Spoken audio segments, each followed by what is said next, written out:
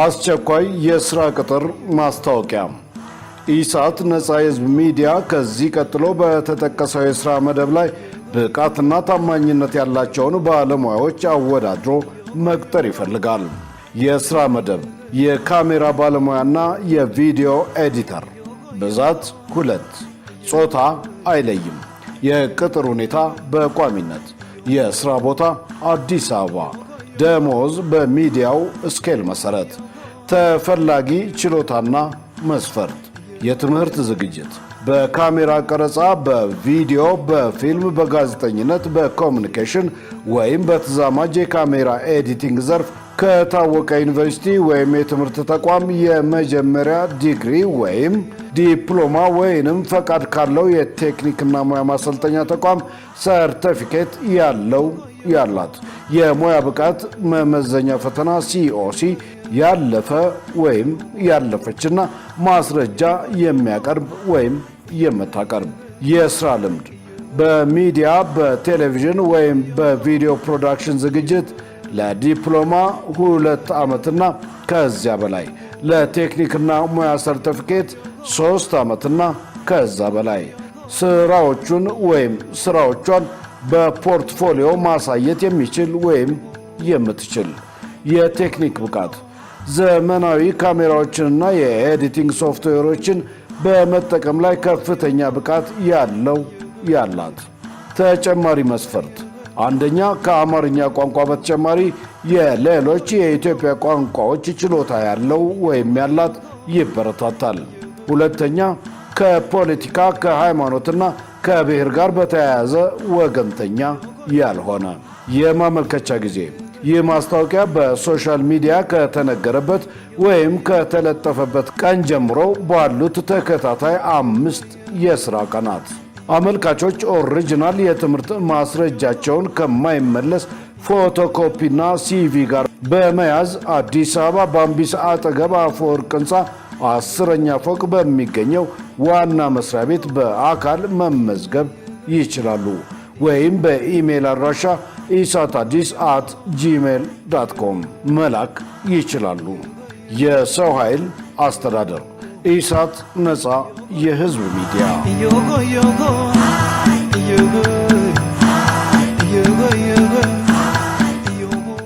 አርዕስተ ዜና። በተለያዩ አካባቢዎች የሚገኙ ተፈናቃዮች ድጋፍ በመቋረጡ ምክንያት ችግር ውስጥ መሆናቸውን ገለጹ። ከውጭ ቤንያሚን ኔታንያሁ በቀጣዩ ምርጫ እንደሚወዳደሩ ሊኩድ ፓርቲ አስታወቀ።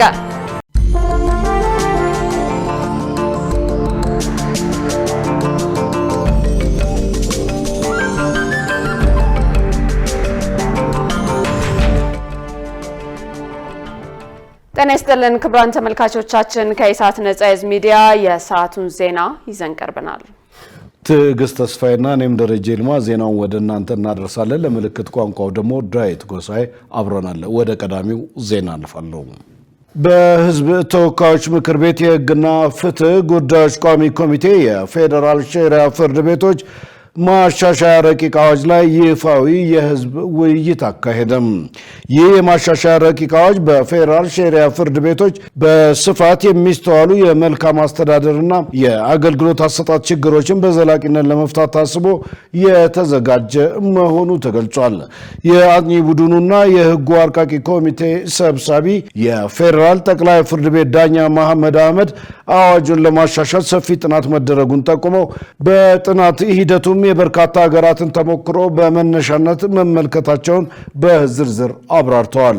ይህ አዲስ የተዘጋጀው ረቂቅ አዋጅ የፌዴራል ሸሪዓ ፍርድ ቤት ሰበር ሰሚ ችሎት ለማቋቋም የፍርድ ቤቶችን የስራ ተደራሽነት ይበልጥ ለማስፋትና ራሱን የቻለ የዳኞች አስተዳደር ጉባኤ እንዲኖር ለማድረግ እንደሚያስችል ተገልጿል። በተጨማሪም በሪፖርቱ አቀራረብ ወቅት እንደተመለከተው የጋብቻ የፍች የውርስ ማጣራትና የሀብት ክፍፍል ጉዳዮች በማሻሻያ ረቂቅ አዋጅ ውስጥ በግልጽ የተካተቱ ዋና ዋና ነጥቦች ናቸው። የቋሚ ኮሚቴው ሰብሳቢ ወይዘሮ ጸገነት መንግስቱ በበኩላቸው የማሻሻያ ረቂቅ አዋጁ የኢትዮጵያን የፍትህ ስርዓት በማሻሻል ረገድ እጅግ የጎላ ፋይዳ እንደሚኖረው ገልጸው አሁን እየተካሄደ ያለው የህዝብ ውይይት መድረክም በረቂቅ አዋጁ ላይ ተጨማሪ ጠቃሚ ግብዓቶችን በስፋት ለማሰባሰብ እንደሚያግዝ አስታውቀዋል። በዚሁ የህዝብ ውይይት መድረክ ላይ የተገኙ ልዩ ልዩ የህብረተሰብ ክፍሎች በማሻሻያ ረቂቅ አዋጁ ላይ ሊካተቱና ሊስተካከሉ ይገባል ያሏቸውን ገንቢ ሀሳቦች ለቋሚ ኮሚቴው አቅርበዋል። አሁን ለውይይት የቀረበው ይህ የማሻሻያ ረቂቅ አዋጅ ከ5 ዓመታት በላይ ረጅም ጊዜ ሳይሻሻል የቆየውን ነባሩን የፌዴራል ሸራ ፍርድ ቤቶች ማቋቋሚያ አዋጅ ሙሉ በሙሉ የሚተካ ይሆናል።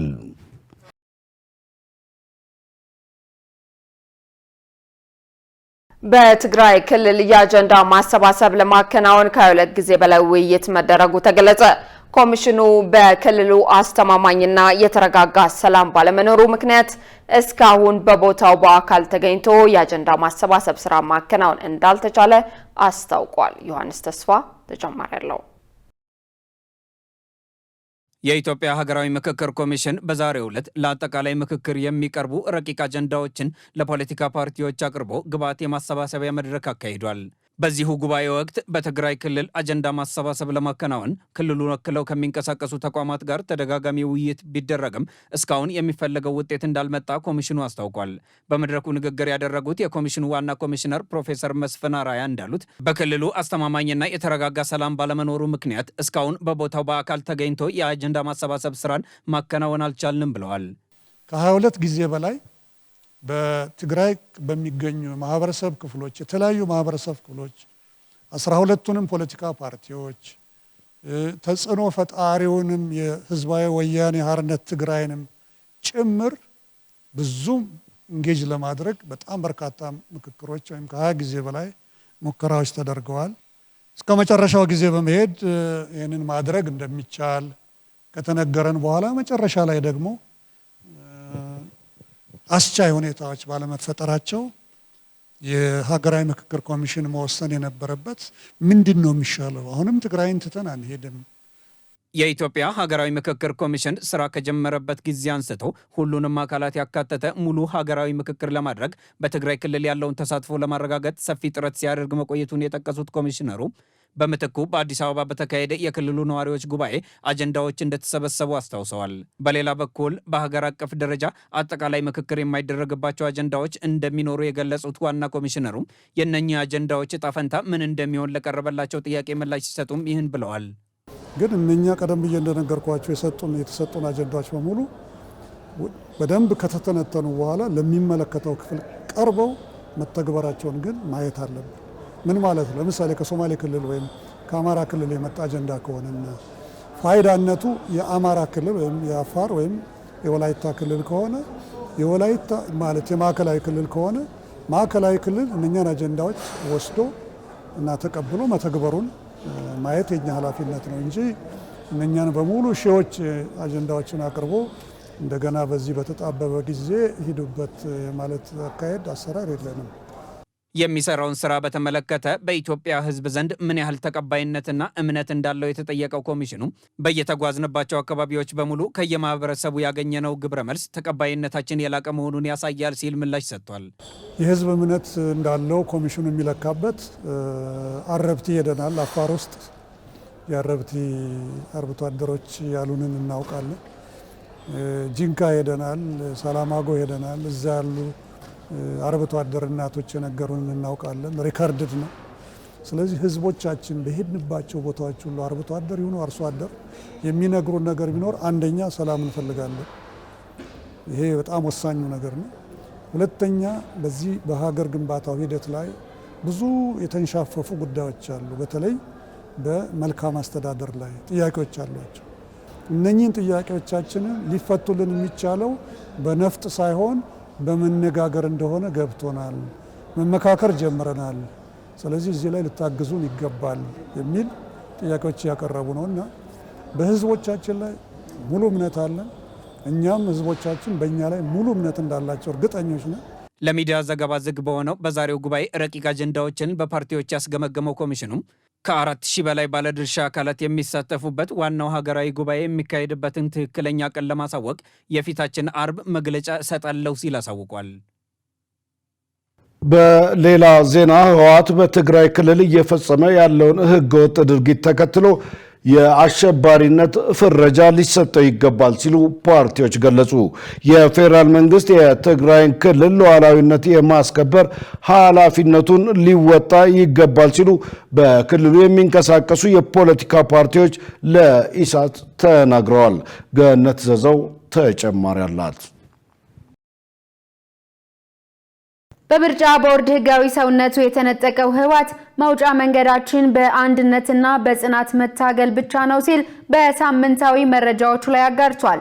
ኢሳት ይህን መነሻ በማድረግ በክልሉ የሚንቀሳቀሱ የፖለቲካ ፓርቲዎችን ያነጋገረ ሲሆን የትንሣኤ ሰባ እንደርታ ፓርቲ ሊቀመንበር ከበደ አሰፋ እንደገለጹት ህወሓት ኃይሉን ተጠቅሞ ክልሉን ወደ አውዳሚ ጦርነት ለማስገባት ጥረት እያደረገ መሆኑን ገልጸዋል። አንድ ክልል ሙሉ ህዝብ በአንድ አሸባሪ ኃይል አድራጊ ፈጣሪ ጥር ስር ውሎ መታ ሳቢ ነው ብለን አናምንም። ትክክልም አይደለም። ፌዴራል መንግስት ግዴታው እንዲወጣ ይገባል። ስለዚህ ፌዴራል መንግስት ግዴታ የሀገሪቷን ሉዓላዊነት ማስከበር፣ እዚህ ኃይል ላይ የአሸባሪነት ፍረጃ ያስፈልጋል፣ ብያኔ ያስፈልጋል። ቀጥሎ ህግ ማስከበር ሊካሄድ ይገባል ብለን ነው የምናምነው። አምስቶ እየተዋጉ ካሉ ኃይሎች ጋር የተለያዩ ጽምዶ በሚባል የተለያዩ ግንኙነቶች ፈጥሮ ሀገሪቷንም የማተራመስ ከዛም አልፎ በአካባቢው ያለ ሀገራት ያለው የእርስ በርስ ግጭትንም ተዋናይ ሆኖ አካባቢውን እያመሰ ያለን ኃይል ይህ ሁሉ የሚያደርገው ተጽዕኖ ፈጥሮ የሚፈልገውን ነገር በኃይል አስገድዶ ለመደራደር እና የሚፈልገውን ነገር እጅ ጠምዞ ለመውሰድ እስከሆነ ድረስ ይሄ ኃይል እዚህ ድረስ እስኪደርስ መጠበቅም ነበረበት ብለን አናምንም። የፓርቲው ሊቀመንበር አክለውም ህወሓት ግጭቶችን ለማባባስ ከሚያደርገው ተግባር ባሻገር በክልሉ የአስቸኳይ ጊዜ አዋጅ ማወጁን ገልጸዋል። በብዛት ተፈናቅለው የወጡበት እዛው ትግራይ ውስጥ የቀሩ ወጣቶችም ደግሞ እየታፈሱ ወደማይፈልጉት ጦርነት እንዲገቡ እየተገደዱ ያሉበት ሁኔታ አሁን ጭራሽ አዋጅ ወጥቶ የሌለ ያለ ስልጣኑ የወንጀል ህግ የማውጣት ስልጣን ያለው ይመስል በአጠቃላይ የህገ ወጥ ነው ስልጣን ህግ የማውጣት ስልጣን ሳለው የሚለውን ነገር እንዳለ ሆኖ ጭራሽ ደግሞ የወንጀል ህግ የማውጣት ስልጣን የፌዴራል መንግስት ነው። አስቸኳይ ጊዜ የማወጅ ስልጣን የፌዴራል መንግስት ነው። ይህ ኃይል ግን ቀድሞውንም ፌዴራል መንግስት ላይ ስለሆነ ያመፀው በዋናነት ፌዴራል መንግስት ይህንን ሀገር መምራት አለበት። የመምራት መብቱም ግዴታም ተጥሎበታል። ስለዚህ ይህ ኃይል ክልሉንም እንደሚመራው ማረጋገጥ መቻል አለበት። ስለዚህ ይሄ ኃይል አሁን ሰምተሽው ከሆነ መናገር፣ ማሰብ፣ መተንፈስ ሳይቀር ከ5 ዓመት እስከ 25 ዓመት የሚያስፈርድ ያው ወደ ኋላ ከጥቅምት 2013 ጀምሮ አዲስ አዋጅ አውጥቷል። ህዝቡን ለመፍጀት የተንቀሳቀሱ ነው ያለው ሰው በትግራይ ውስጥ የፌዴራል መንግስት ሳይሆን የትግራይ ህዝብ እንዲጠፋ እየሰራ ያለው መሰረቱ የትግራይ ነው የሚለው ግን ጸረ ትግራይ የሆነ ሽፍታ ቡድን ነው የትግራይ ህዝብን እንዲጠፋ እየሰራ ያለው። የትግራይ ዲሞክራሲያዊ ፓርቲ ዋና ጸሐፊ ሙሉ ብርሃን ኃይሌ በበኩላቸው ህወሓት የፕሪቶሪያው የሰላም ስምምነት እንዳይተገበር ያደረገው በራሱ ጥፋት መሆኑን ገልጸው ራሱን ሰላም ወዳድ አድርገው በማቅረብ የክልሉን ነዋሪ እያደናገረ ይገኛል ብለዋል። በተቻለ መጠን ጦርነት የማስቀረት ስራ መስራት አለበት የሚል እምነት አለ። የፌዴራል መንግስት እንደኛ ህግና ስርዓት ባለው መልክ መሄድ ነው። ከዚህ በፊት የፌዴራል መንግስት ማድረግ የሚገባው ያላደረጋቸው ነገሮች አሉ። የህገ ወጡ ቡድን ትግራይ ውስጥ አሁንም ክሌት መለስኩኝ እንደዚህ ያደረኩ እያለ የቃዥ ያለ ኃይል እሱን ምንም አይነት ህጋዊ ግራውንድ የለው። ይሄን በማስወገድ አሳታፊ የሆነ አዲስ የጊዜያዊ መንግስት ማዋቀር፣ የሽግግር መንግስት ማድረግ ትግራይ ውስጥ ያን አድርገህ ደግሞ የህግ የበላይነት ማስከበር። ምክንያት መንግስት ሲኖር ነው አሁን የምንላቸው ቅድም የጸጥታ ስራዎችም ሊሆን ይችላል፣ የመረጋጋት፣ የኢኮኖሚ፣ የሰላም ዙሪያዎች በዋናነት መንግስትና ህዝብ በጋራ ነው የሚሰሩ። ቅቡልነት ያለው ተአማኒነት ያለው ህጋዊ የሆነ መንግስት ሲኖር ጦርነት የጠላ የተጸየፈ ህዝብ አለ ትግራይ ውስጥ። አሁን ወጣቱ ሸሽተ እየሄደ ነው። መሸሽ መፍትሄ አይደለም። ይሄ ግን በማንቃትና በማደራጀት የክልሉ ሰላም የሀገራችን ሰላም ከማስቀጠል አንጻር በሰከነ መልኩ ይህን ነገር በአስቸኳይ መፍትሄ ይደረግበት በጣም የተሻለ ነገር ይመጣል የሚል እምነት ነው ያለኝ። የትግራይ ህዝብ አሁን ላይ በአስከፊ ሁኔታ ውስጥ እንደሚገኝ የገለጹት ፓርቲዎቹ የፌዴራል መንግስት ከሚመለከታቸው አካላት ጋር በመሆን ችግሩን ሊፈታ ይገባል ሲሉ አጽንኦት ሰጥተዋል። በተለያዩ አካባቢዎች የሚገኙ ተፈናቃዮች ድጋፍ በመቋረጡ ምክንያት ችግር ውስጥ መሆናቸውን ገለጹ።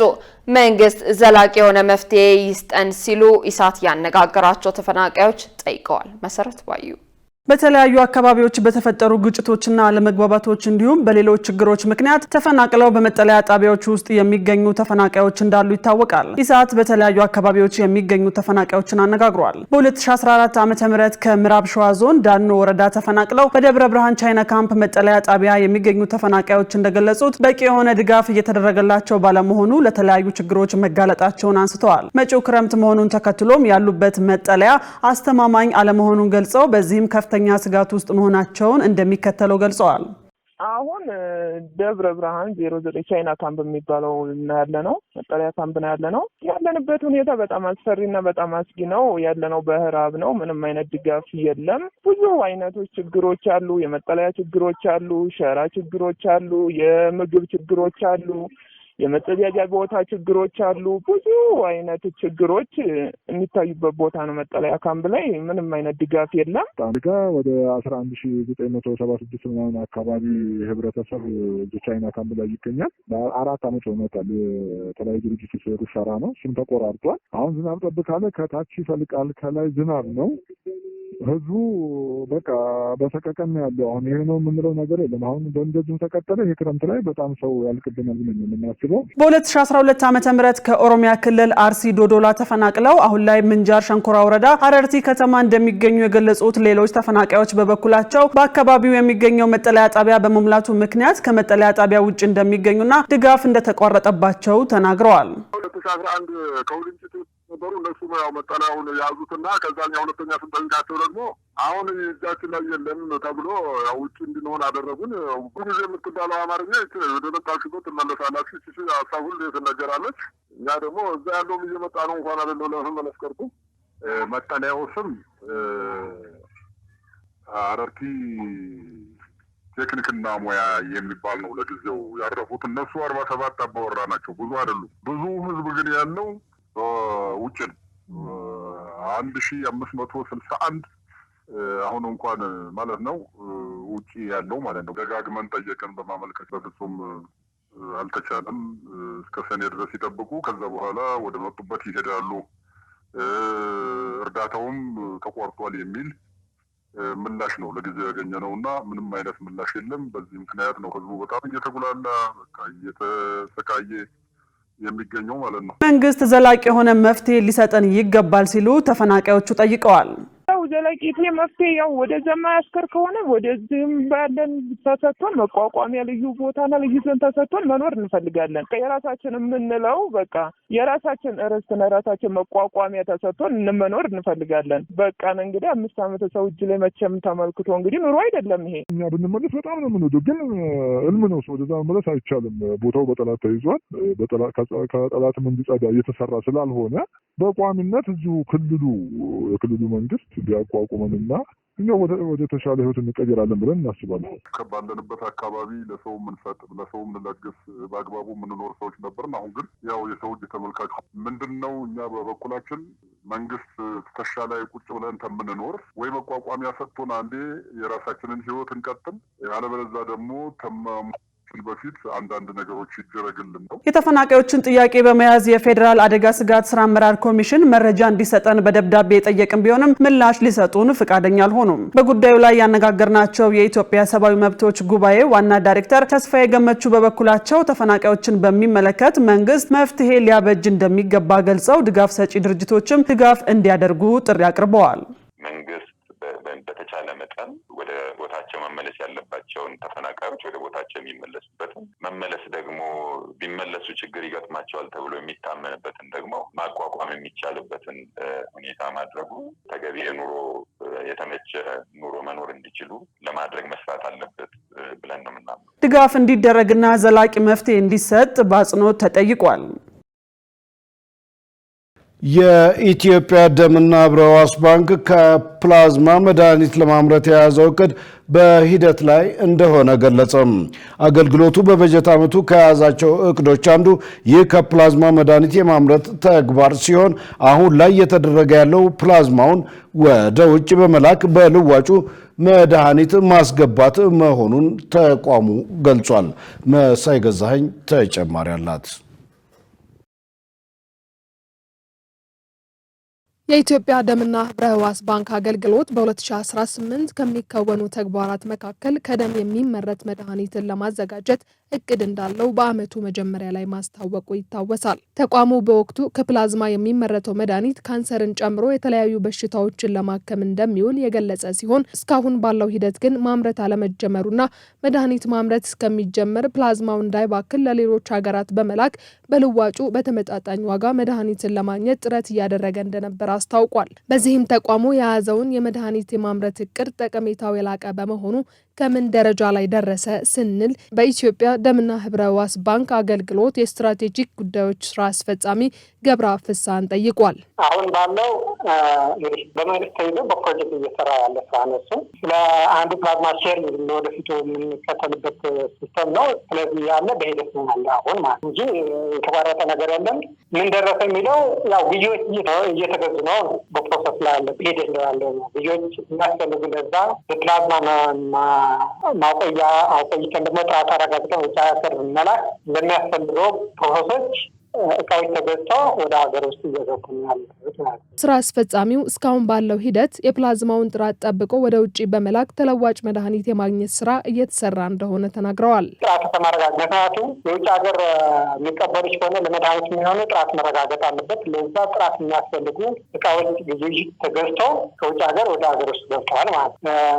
አናሊሲስ የሚባል አለ ማሽን፣ በሱ ደግሞ ቼክ ተደርጎ የሚሰሩ ስራዎች አሉ። ስለዚህ ናት ቴስቲንግ የምንለዋለን ሊጋሲድ የሚለው እሱም በዛ ጥራት ተረጋግጦ ነው የውጭ ሀገር ካምፓኒዎች ሊቀበሉሽ የሚችለው ፕላዝማ ትርፍ የሆነ ፕላዝማ ወደ ውጭ ሀገር ተልኮ ለመድኃኒት ለሀገር ውስጥ የሚያገለግል ማለት ነው። ወደፊቱ በሀገር ደረጃ የለንም። እዚህ ከፕላዝማ መድኃኒትና ምርት ፋብሪካ የለም። ስለ ወደፊቱ የሚታሰብ ነው። ለአሁኑ ግን ቢያንስ ሼር በማድረግ ፕላዝማ ወደ ውጭ ሀገር በመላክ መድኃኒት ደግሞ ወደኛ ማስገባት ይቻላል። አቶ ገብረአብ አክለው ፕላዝማ ለማግኘት የሚያስችለውን የደም ልገሳ ሂደት እንደሚከተለው አብራርተዋል። ዋና ግብዓት የሚሆነው የሚሰበሰበው ደም ለምሳሌ አንድ ሰው ደም ሲሰጥ ሁለት መልክ ነው ያለው። አንዱ ሚሊግራሙ ከ50 በላይ ከሆነ ፐርፊሽቲ የምንለው አለ ሚሊ ሊትር ማለት ነው። ሲቀዳ አንድ ደም ለሰጭ ስትሰጪ ወይ ፐርፊሽቲ ነው የምትቀደም ወይ ፐርፊሽቲ ነው። ግን የፕላዝማ በቂ ሆነ እንዲገኝ ከማድረግ አንጻር ፐርፊሽቲ ነው መቀዳት አለበት። ሌሎችም ሪከመንድ ወደ ማስተር የሚሰጠው ደም ሲቀዳ ፐርፊሽቲ ነው። ለተለያዩ ኮምፖኔንት ያገለግላል። 450 ይሆናል ማለት ነው። ከደም ጋር ለተያያዙ ችግሮች እንዲሁም መድኃኒቶችን በሚፈለገው ልክ በማምረት ምላሽ ለመስጠት እንዲያስችል ኢትዮጵያ በአመት ከ1 ሚሊዮን በላይ ዩኒት ደም እንደሚያስፈልጋት ተመልክቷል። ክቡራን ተመልካቾቻችን ከኢሳት ነጻ ህዝብ ሚዲያ ዘገባዎቻችን ወደ እናንተ መድረሳቸውን አሁንም ቀጥለዋል። በቀጣይነት የቢዝነስና ኢኮኖሚ መረጃዎችን ወደ እናንተ እናደርሳለን። ባልደረባችን ገነት ዘዘው እየጠበቀችን ነው።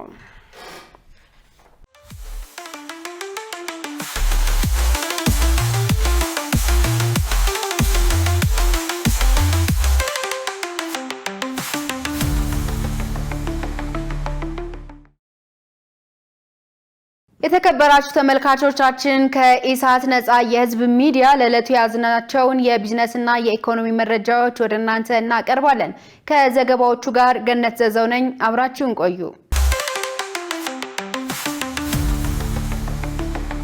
የኢትዮጵያ ንግድ ባንክ ከግማሽ ሚሊዮን በላይ ከወለድ ነጻ ደንበኞችን ወደ ፋይናንስ ስርዓት ለማስገባት እየሰራ መሆኑን አስታወቀ። ባንኩ አካታች የባንክ አገልግሎት ለሁሉም በሚል መሪ ሐሳብ ከግንዛቤ እጥረትና ከተደራሽነት ችግር ጋር አስጀምሯል። የባንኩ ፕሬዝዳንት አቶ አቤሳኖ በዚህ ወቅት እንዳሉት የፕሮጀክቱ ዋና ዓላማ ከ500 ሺህ በላይ አዳዲስ ከወለድ ነጻ የባንክ አገልግሎት ደንበኞችን ወደ ፋይናንስ ስርዓት ማካተት ነው። ፕሮጀክቱ በተለይ አነስተኛ የባንክ አገልግሎት ባለባቸው በአፋር፣ ኦሮሚያ፣ በአማራ፣ በማዕከላዊ ኢትዮጵያና በቤንሻንጉል ጉሙዝ ክልሎች ውስጥ በሚገኙ ከ141 በላይ ወረዳዎችና የገጠር ቀበሌዎች ላይ ትኩረት አድርጎ ይተገበራል ብሏል። በዚህም ለገጠር ነዋሪዎችና ለሴቶች ቅድሚያ በመስጠት የፋይናንስ አገልግሎት ተጠቃሚነታቸውን ለማሳደግ እንደሚሰራ ጠቁመዋል። በስትራቴጂው መሰረት 350 ሺህ የባንክ ሂሳቦች በቀጥታ በቅርንጫፎች በኩል እንዲከፈቱ እንደሚደረግና ቀሪዎቹ 150 ሺህ ደንበኞች በቅርንጫፎችና በወኪሎች አማካኝነት የሲቢኢ ብር ዲጂታል አገልግሎት ተጠቃሚ እንዲሆኑ እንደሚደረግ አስረድተዋል። ማህበራዊ ፍትህን ለማረጋገጥ ካለው ራዕይ በመነሳት ከሚከፈቱት አጠቃላይ ሂሳቦች ውስጥ 30% ያህሉ በቀጥታ ለሴቶች እንዲከፈቱ በከፍተኛ ፍጥነት እንደሚሰራም ተናግረዋል። ከዚህ ጎን ለጎን ለ5 ሚሊዮን ዜጎች ስለ ወለድ ነፃ የባንክ አገልግሎት በተለያዩ መንገዶች ግንዛቤ እንደሚፈጠርና ለዚህም በርካታ መድረኮች እንደሚዘጋጁ አመልክተዋል። የፋይናንስ አካታችነት ጉዳይ የባንኮች የንግድ ስራ ብቻ ሳይሆን የአጠቃላይ የሀገር ልማት የማህበራዊ ፍትህና የኢኮኖሚ ነፃነት መገለጫ በመሆኑ ሁሉም ባለድርሻ አካላት ለአካታች የኢኮኖሚ ስርዓት ግንባታ ስኬት የበኩላቸውን አስተዋጽኦ እንዲያበረክት ጥሪ አቅርበዋል። የኢትዮጵያ ንግድ ባንክ ከ12 ዓመታት በፊት ያስጀመረው ከወለድ ነፃ የባንክ አገልግሎት በአሁኑ ወቅት 8.5 ሚሊዮን የቁጠባ ሂሳብ ደንበኞች ማፍራቱን ተገልጿል። በተጨማሪም አገልግሎቱን ብቻ የሚሰጡ 156 ራሳቸውን የቻሉ ቅርንጫፎች እንዳሉትም በመድረኩ ላይ ተነስቷል።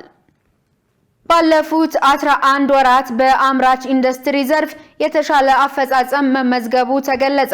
የኢንዱስትሪ ሚኒስቴር በ2018 በጀት ዓመት ያለፉት 11 ወራት የአምራች ኢንዱስትሪውን የወጪ ንግድ አፈጻጸም የገመገመ ሲሆን የተሻለ አፈጻጸም ማሳየቱንም ሚኒስትሩ አቶ መላኩ አለበል ገልጸዋል። ባለፉት 11 ወራት የጨርቃ ጨርቅና አልባሳት፣ የምግብና መጠጥ ዘርፍ፣ የቆዳና ቆዳ ውጤቶችና የኬሚካልና የኮንስትራክሽን ግብአቶች ወደ ተለያዩ ሀገራት መላካቸውንም ተናግረዋል።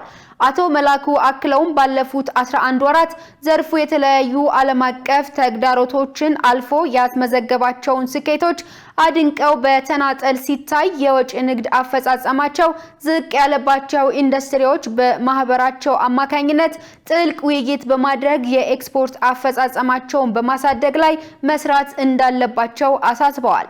የኢንዱስትሪ ሚኒስቴር ሚኒስትር ዴኤታ አቶ ታረቀኝ ቡሉልታ በበኩላቸው አምራች ኢንዱስትሪዎች በተለያየ ምክንያት ኤክስፖርት ሳያደርጉ ያከማቿቸውን ምርቶች ባጠረ ጊዜ ኤክስፖርት በማድረግ ሀገሪቱ ማግኘት ያለባትን የውጭ ምንዛሬ በማምጣት አስተዋጽኦ እንዲያበረክቱ አሳስበዋል።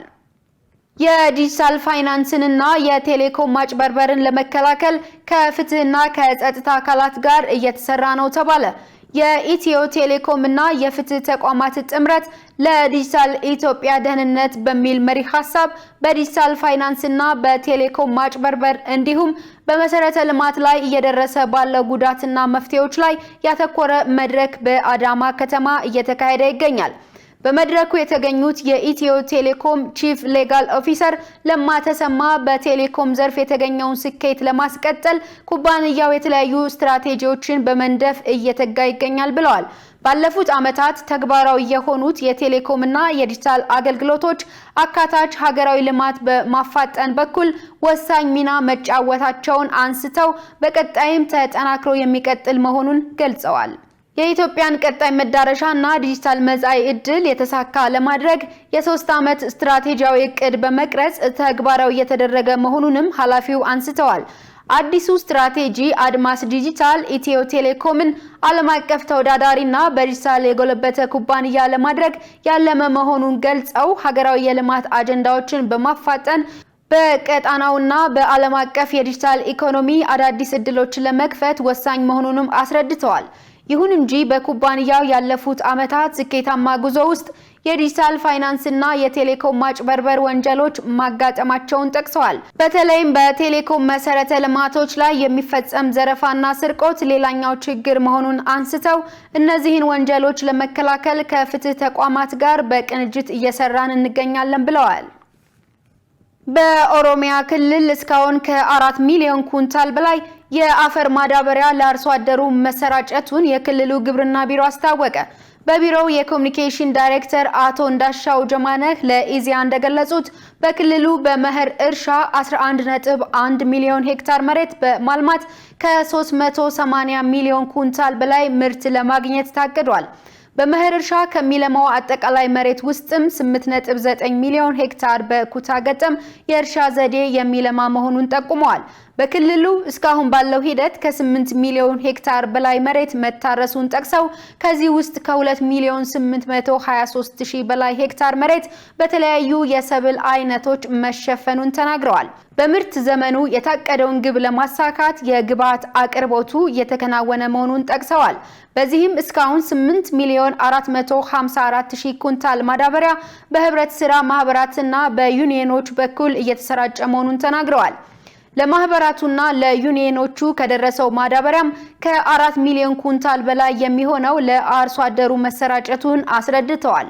በተጨማሪም ከታቀደው 2 ሚሊዮን ኩንታል ምርጥ ዘር ውስጥ 378426 ኩንታል በክልሉ የተለያዩ አካባቢዎች የደረሰ ሲሆን ከዚህ ውስጥ 355073 ኩንታል ለአርሶ አደሩ በወቅቱ ተከፋፍሏል ብለዋል።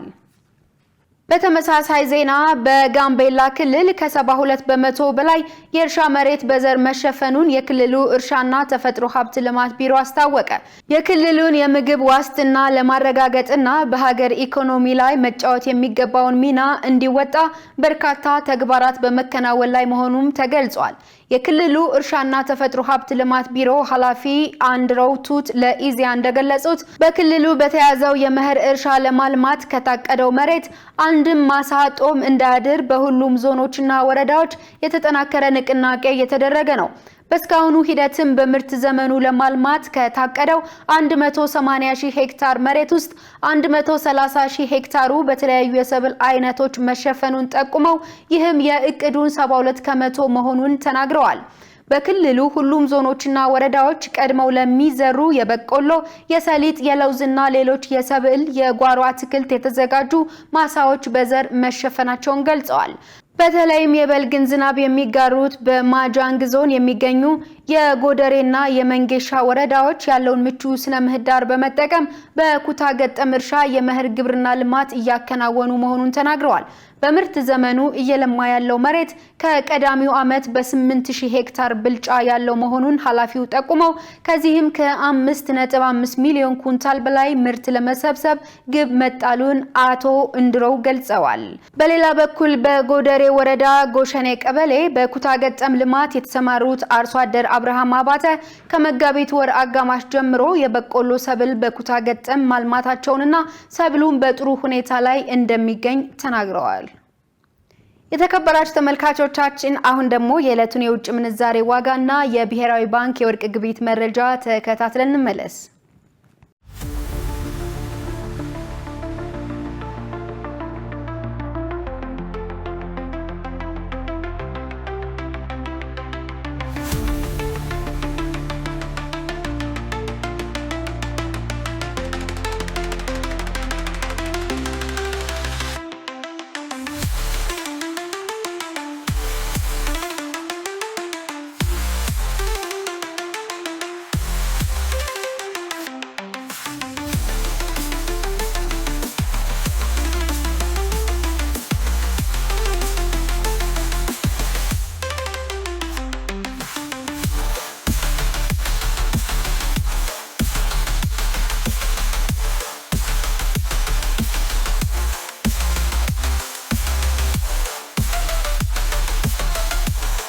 ተመልካቾቻችን ለዕለቱ ያዝናቸው የቢዝነስና የኢኮኖሚ መረጃዎች በዚሁ ተጠናቀዋል። ወደ ቀጣይ ዜና ላሳልፋችሁ።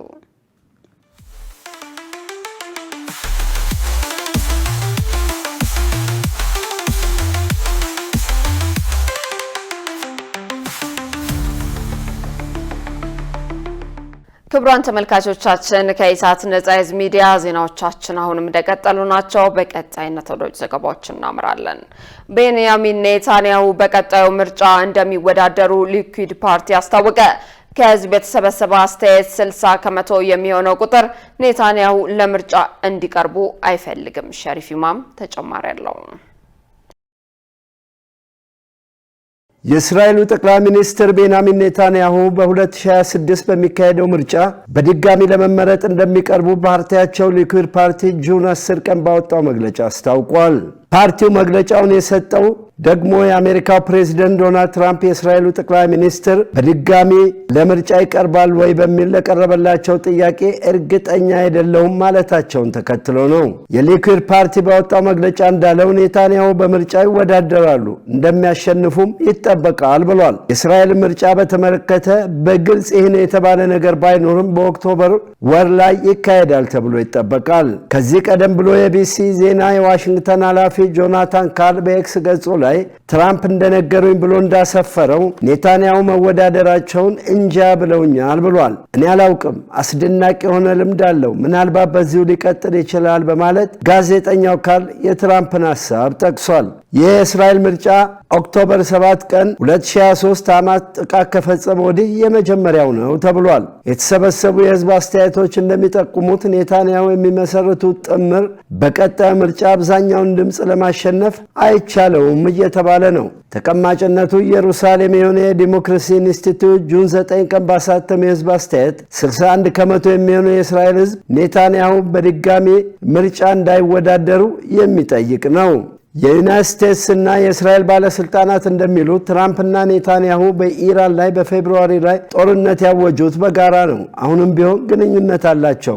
ነገር ግን አሁን ላይ አንዳንድ የሚታዩ ነገሮች አሉ እየተባለ ነው። ትራምፕ በቅርብ ሳምንታት እስራኤል በሊባኖስ የምታደርገው ወታደራዊ ዘመቻ እንድታቆም ጠይቀዋል። ከኢራን ጋር ሰላም ለመፍጠርም እየተነጋገሩ ነው።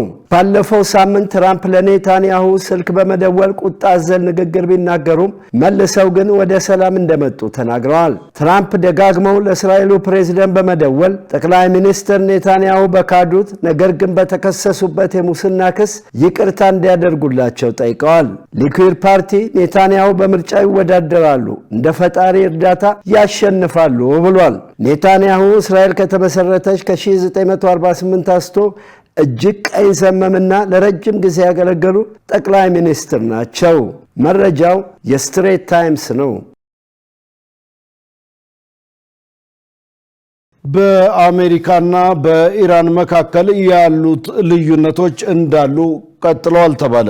በሌላ በኩል ተደራዳሪዎች በዋና ዋና ጉዳዮች ላይ ልዩነቶችን ለማጥበብ ሲጥሩ በተመሳሳይ ጊዜ በአሜሪካ በእስራኤልና በኢራን መካከል የተቀሰቀሰው አዲስ ወታደራዊ ግጭት የተኩስ አቁም ስምምነቱ ስለመቀጠሉ ጥያቄ እያስነሳ ነው። ዮሐንስ ተስፋ ተጨማሪ አለው። የዶናልድ ትራምፕ አስተዳደር ከኢራን ጋር ስምምነት ላይ ለመድረስ መዳረሻው ላይ መሆኑን እየተናገረ ይገኛል። ነገር ግን ተደራዳሪዎች ተስፋ እንደሚታይ ቢገልጹም ሁለቱም ወገኖች እየተዛዛቱና እርስ በእርስ ጥቃት እየተሰናዘሩ ነው። ለመሆኑ በአሁኑ ወቅት በጠረጴዛው ላይ የቀረበው ሰነድ ምንድን ነው? ስምምነቱን እያደናቀፈው ያለውስ ጉዳይ ምን ይሆን? በሂደት ላይ ያለው የተኩስ አቁም ስምምነትስ ለምን የመፍረስ አደጋ ተጋረጠበት? የአሜሪካ ጦር በኢራን ላይ ጥቃት ከመሰንዘሩ ከሰዓታት በፊት ምክትል ፕሬዚዳንት ጄዲ ቫንስ ከሲቢኤስ ኒውስ ጋር ቆይታ አድርገው ነው። ስለ ስምምነቱ የጊዜ ሰሌዳ የተጠየቁት ቫንስ ከፍተኛ ተስፋ እንዳላቸው ተናግረዋል። ቫንስ እንደገለጹት አስተዳደሩ የሰላም ስምምነቱ በሚደረስበት ርቀት ላይ እንደሚገኝ ያምናል። ስምምነቱ ምናልባትም ከአጋማሽ ዘመን ምርጫ በፊት የመጨረሻው ውሳኔ እንደሚያገኝ ገልጸዋል። አክለውም የትራምፕ አስተዳደር ስምምነቱን ለማረጋገጥ በጠንካራ አቋም ላይ እንደሚገኝ ያሳውቀዋል። እንደ እሳቸው ገለጻ ስምምነቱ የአሜሪካን የኢኮኖሚ ፍላጎቶች የሚያስከብርና በተመሳሳይ ጊዜ የኢራንን የኒውክሌር አቅም የሚገታ ይሆናል። ነገር ግን ቫንስ ፈተናዎች አሁንም መኖራቸውንም አልሸሸጉም። በዚህም ገና መሰራት ያለባቸው ስራዎች እንዳሉ ገልጸው ስምምነቱ በሚቀጥለው ሳምንት ሊጠናቀቅ ተግባራዊ ለመሆን ደግሞ በርካታ ወራት ሊወስድ እንደሚችል አስገንዝበዋል።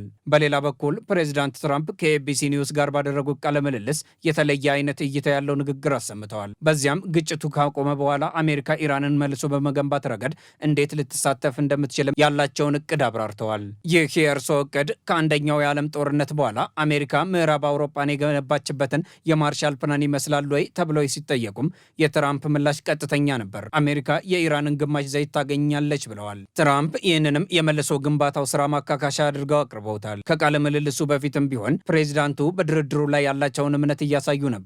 በሁለቱ ሀገራት ድርድር ውስጥ ትልቅ ማነቆ የሆነው ሌላኛው ጉዳይ ዩራኒየም ማበልጸግን ይመለከታል። አሜሪካ ኢራን ዩራኒየም ማበልጸጓን ቢያንስ ለ20 ዓመታት እንድታቆም ትፈልጋለች። ኢራን በበኩሏ የ10 ዓመት እገዳ አቅርባለች። ከየአቅጣጫው የሚወጡ መረጃዎች እንደሚያመለክቱት የሁለቱም ሀገራት ባለስልጣናት ውሎ አድሮ ስምምነት ላይ ይደረሳል ብለው ያምናሉ። እንደ ኒውዮርክ ታይምስ ዘገባ ከሆነ ሌላው ቁልፍ ጉዳይ በኢራን እጅ የሚገኘው የበለጸገ ዩራኒየም ክምችት ነው። ዋሽንግተን ቁሱ ከኢራን እንዲወጣ አሁን ላይ አጥብቃ አልጠየቀችም። ይልቁንም አሜሪካ ከተባበሩት መንግስታት ድርጅት ዓለም አቀፍ የአቶሚክ ኢነርጂ ኤጀንሲ ጋር በመተባበር ክምችቱን ለመቀነስ ለማዳከም ትሰራለች። የኢራን አመራሮች ቁሱን ወደ ውጭ ሀገር የመላኩን ሀሳብ የሚቃወሙ ከመሰሉ በኋላ ጉዳዩ ትኩረት ያገኘ ቢሆንም የፍተሻ ጥያቄም ሌላው አነጋጋሪ ጉዳይ ነው። አሜሪካ ዓለም አቀፍ ተቆጣጣሪዎች በኢራን የኒውክሌር ተቋማት ላይ ድንገተኛ ፍተሻ የማካሄድ አቅምን ጨምሮ የተሻሻለ ስልጣን እንዲኖራቸው ትፈልጋለች። ኢራን በዚህ ሀሳብ ተስማማ እንደሆነ ግን በእርግጠኝነት የወጣ መረጃ የለም። በተለይም አንዳንድ ተቋማት ሚስጥራዊ ከሆኑ ወታደራዊ ስፍራዎች ጋር የተያያዙ በመሆናቸው ቴሄራን የፍተሻ ፍቃድ ትሰጣለች ተብሎ አይታሰብም። እነዚህ የቅርብ ጊዜ አስተያየቶች የተሰጡት በዚህ ዓመት መጀመሪያ ላይ አሜሪካና እስራኤል በኢራን ላይ ጥቃት ከሰነዘሩ በኋላ የተጀመረውን ድርድር ተከትሎ ነው። በዚህ ጉዳይ ላይ ዋሽንግተን ትልቅ ምርታ መታየቱን ደጋግማ ብትገልጽም የኢራን ባለስልጣናት ግን ውይይቱ አሁንም እንደቀጠለና እስካሁን ምንም አይነት የመጨረሻ ስምምነት ላይ እንዳልተደረሰ ይናገራሉ። በቦታው ላይ የሆነ ያለው ሁኔታም ይኸው ነው። ተደራዳሪዎች ስለ ስምምነት እያወሩ ባሉበት በአሁኑ ወቅት የተኩስ አቁም ስምምነት ፈጽሞ ትርጉም አልባ ሆኗል። በዚህ ሳምንት እስራኤል በቤሩት በሚገኙ ኢላማዎች ላይ ጥቃት ሰንዝራለች። ኢራንም የአጸፋ እርምጃ ወስዳለች። በመቀጠልም የእስራኤል ኃይሎችና የኢራን ክፍለ ጦሮች እሁድና ሰኞ እርስ በእርስ በድሮን የታገዘ ተኩስ ተለዋውጠዋል። አንድ የአሜሪካ ሄሊኮፕተር ከተመታች በኋላም የዋሽንግተን ኃይሎች የአጸፋ ተኩስ ከፍተዋል። እያንዳንዱ የኃይል እርምጃ አሁን ላይ የተኩስ አቁም ምን ማለት እንደሆነ ትርጉሙን እየቀየረው ይገኛል። ሂደቱ ግልጽ ነው። ዲፕሎማቶች ከበስተጀርባ በሚስጥር ክፍል ውስጥ በሚደራደሩበት ወቅት ወታደሮችና አብራሪዎች በምድር ላይ እየተዋጉ ነው። እያንዳንዱ አዲስ ጥቃት እምነት ያጠፋል። እያንዳንዱ አዲስ ድብደባ ወደሚቀጥለው ስምምነት ላይ ለመድረስ ሁኔታውን ይበልጥ ከባድ ያደርገዋል። የተኩስ አቁሙ ግጭቱን እያስቆመው አይደለም። ይልቁንም በየዙሩ ለሚከሰቱት መጠነ ሰፊ ግጭቶች ጊዜያዊ እረፍት እየሰጠ ነው እንጂ የሚሉ ሀሳቦች ከየአቅጣጫው መሰማታቸውንም ቀጥለዋል። መረጃውን ስናጠናቀር ፈርስት ፖስት፣ ሚድል ኢስት ሞኒተር እና ሌሎች ዋቢዎቻችን ነበሩ። ውድ ተመልካቾች ከኢሳት ነጻ ሕዝብ ሚዲያ የሰዓቱ ዜና ወደ እናንተ መድረሱን እንደቀጠለ ነው። አሁን ደግሞ የስፖርት ዘገባዎችን ወደ እናንተ የምናደርስበት የአየር ጊዜ ላይ ደርሰናል። ሙሉ ቀን ሰለሞን ይጠብቀናል። ወደዛው እንለፍ። ለጤንነት ለምርት ለወዳጅነት ሰላም ጤና ይስጥልን ተመልካቾቻችን፣ ከኢሳት ነጻ ሕዝብ ሚዲያ ለምሽቱ ያዘጋጀናቸውን የስፖርት ዜናዎች ይዘን ቀርበናል። ከዜናዎቹ ጋር ሙሉቀን ሰለሞን ነኝ። የኢትዮጵያ ከ17 ዓመት በታች ብሔራዊ ቡድን የወዳጅነት ጨዋታ እንደሚያደርግ ተገለጸ። የኢትዮጵያ ከ17 ዓመት በታች ሴቶች ብሔራዊ ቡድን በዓለም ዋንጫ የመጨረሻ ዙር ማጣሪያ ከዛምቢያ ጋር ለሚያደርጋቸው ጨዋታዎች ዝግጅት ከዩጋንዳ ጋር የወዳጅነት ጨዋታ እንደሚያደርጉ የኢትዮጵያ እግር ኳስ ፌዴሬሽን አስታውቋል።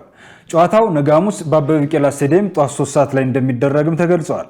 አሰልጣኝ ራውዳሊ ከዛምቢያ ጋር ለሚደረገው ጨዋታ ዝግጅት ለ25 ተጫዋቾች ጥሪ ማድረጋቸው ይታወሳል። ብሔራዊ ቡድኑ ከዛምቢያ ጋር የመጨረሻ ዙር የማጣሪያ ጨዋታውን ሰኔ 27 እና 5 ቀን 2018 ዓ.ም የሚያደርግ ሲሆን ኢትዮጵያ በድምር ውጤት ካሸነፈች በታሪኳ ለመጀመሪያ ጊዜ ለ17 ዓመት በታች ሴቶች የዓለም ዋንጫ ታልፋለች። 10ኛው የፊፋ የሴቶች ከ17 ዓመት በታች የዓለም ዋንጫ በጥቅምት ወር 2019 ዓ.ም በሞሮኮ አስተናጋጅነት ይካሄዳል። ለሶማሊያዊው ዳኛ ኦማር አርታን ደማቅ አቀባበል ተደረገ። አሜሪካ እንዳይገባ ተከልክሎ የተመለሰው ሶማሊያዊ ዳኛ ኦማር አብዱል ቃድር አርታን ሀገሩ ሲደርስ ደማቅ አቀባበል ተደርጎለታል። ዋና ዳኛው ለዓለም ዋንጫ ውድድር ዳኝነት ቢመረጥም አሜሪካ እንዳይገባ መከልከሉ ይታወሳል። ክልከላውን ተከትሎ ወደ ሶማሊያ የተመለሰው ዳኛው ዛሬ ጠዋት አየር ማረፊያ ሲደርስ ህዝቡ አቀባበል አድርጎለታል። ዋና ዳኛው ከደረሰበት ክልከላ በኋላ ከመላው ዓለም ከፍተኛ ድጋፍ እየተሰጠው መሆኑን አልጀዚራ ዘግቧል። የዓለም ዋንጫው ነገ ምሽት 4 ሰዓት ላይ ሜክሲኮ ከደቡብ አፍሪካ በሚያደርጉት ጨዋታ ይጀምራል። ጆን ቴሪ የቶማስ ቴይል ተጫዋቾች ምርጫ እንግሊዝን አይመጥንም በማለት ተቸ። የቀድሞው እንግሊዛዊ ተከላካይና የብሔራዊ ቡድኑ አምበል የነበረው ጆን ቴሪ አሰልጣኝ ቶማስ ቱዌል የመረጣቸውን ተጫዋቾች ተችቷል። አሁን በቶማስ ቱዌል ስር ከተመረጡ ተጫዋቾች ግማሽ ያሉ ብሔራዊ ቡድኑን ይመጥናሉ ብዬ አላምንም ማለቱን ጎል.ኮም ዘግቧል። በዚህም እንግሊዝ ለዋንጫ ተፎካካሪ መሆን እንደሚከብዳት አስተያየቱን ሰጥቷል። በዘንድሮ የቶማስ ቱዌል ምርጫ በርካታ ተጠባቂ ተጫዋቾች ከምርጫው ውጭ ቢሆኑም በተለይ ፊል ፎደን፣ ኮል ፓልመርና አሌክሳንደር አርኖልድ በቡድኑ ውስጥ አለማካተታቸው በብዙዎች አከራካሪ እንደነበር ይታወሳል። ተመልካቾቻችን ከኢሳት ነጻ ህዝብ ሚዲያ ለዕለቱ ያዘጋጀናቸው የስፖርት መረጃዎቻችን የተከታተላችኋቸውን ይመስሉ ነበር። ከመረጃዎቹ ጋር ሙሉቀን ሰለሞን አብሬያችሁ ቆየሁ። መልካም ጊዜ ይሁንላችሁ። ለጤንነት ለምርት ለወዳጅነት ክቡራን ተመልካቾቻችን ከኢሳት ነጻ ህዝብ ሚዲያ ለሰዓቱ ያዝናቸው ዘገባዎች እነን ይመስሉ ነበር። ትዕግስት ተስፋዬና እኔም ደረጀ ልማ ዜናውን ወደ እናንተ አደረስን። ለምልክት ቋንቋውም እንደዚሁ ዳዊት ጎሳይ አብሮን ነበረ። ከቀሪ የኢሳት ዝግጅቶች ጋር ሰናይ ጊዜ።